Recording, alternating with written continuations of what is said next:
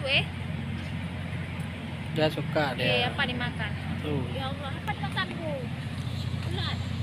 Dan memang suka makan kayak gitu dia. Dia nggak mau makan nih, kenyang dia. Nah, biar aja dia datang buat dulu.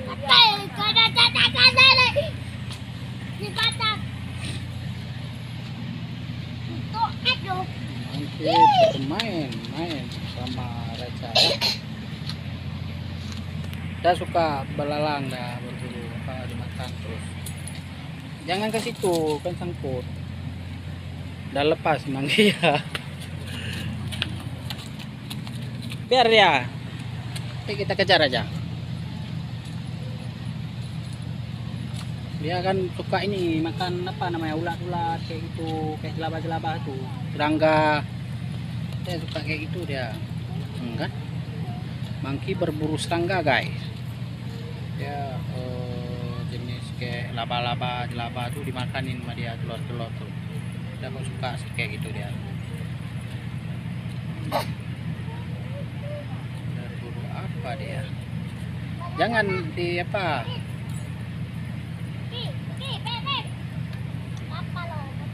Kalau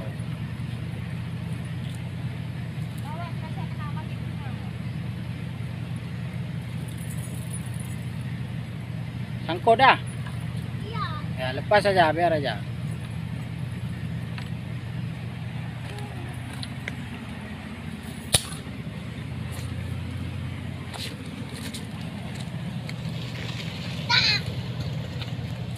Ini monkey.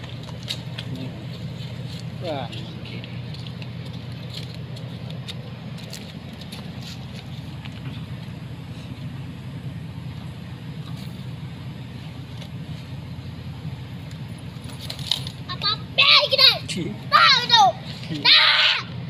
Makanya jangan suka ganggu dia selalu.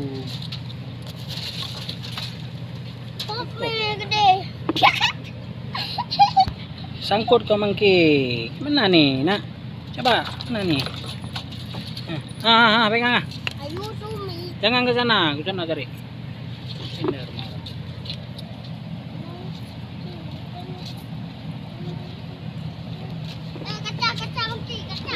Kacang.